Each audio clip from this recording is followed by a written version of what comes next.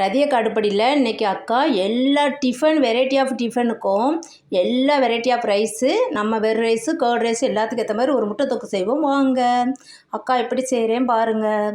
இந்த ஒரு 3-4 spoon oil விட்டுருக்குறேன். இப்போ வந்து ஒரு 4 பல் பூண்டு பொடியாக நறுக்கி வச்சுருக்கேன்.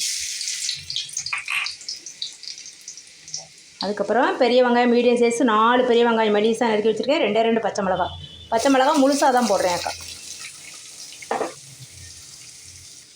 இதை கொஞ்சம் செவக்க வதக்கிக்கணும். இப்போ இந்த அளவு செவக்க வறுத்துக்கோங்க. அங்கே பாருங்கள், இவ்வளோ செவந்தால் போதும். நம்ம இப்போ சிம்மில் வச்சுக்கிட்டேன். தக்காளி வந்து அக்கா மீடியம் சைஸ் தக்காளி 2 எடுத்துருக்கிறேன். பொடியாக கட் பண்ணி வச்சுருக்கேன். கொஞ்சோண்டு கறிவேப்பிலை போட்டுருவோம்.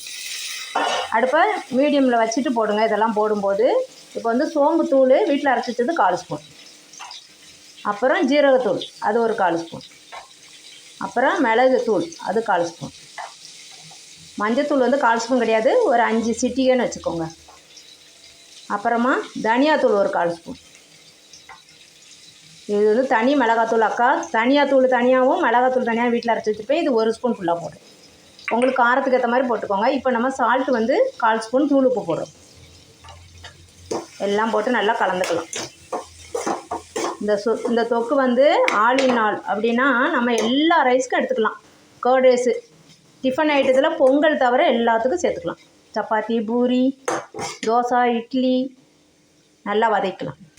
அக்கா ஃபஸ்ட்டு ஊற்றின ஆயில் இது வந்து ஆயிலே தான் வேகணும். அதனால் ஃபஸ்ட்டு ஊற்றின ஆயில் பத்தலை. மொத்தத்துக்கு ஒரு குழிக்கரண்டி ஆயில். ஃபஸ்ட்டு ஒரு 4-5 ஸ்பூன் போல் ஊற்றிருந்தேன். அப்புறம் ஒரு 4 ஸ்பூன் போல் ஊற்றிருக்கிறேன். இப்போ நல்லா மசாலா எல்லாம் வெந்து செவந்து வருதுல்ல. இந்த டைமில் அக்கா வந்து எக்கு பாருங்கள், இது மாதிரி கட் பண்ணி வச்சுருப்பேன். கோடு கோடாக போட்டுக்கோங்க. இந்த மாதிரி போட்டுக்கலாம்.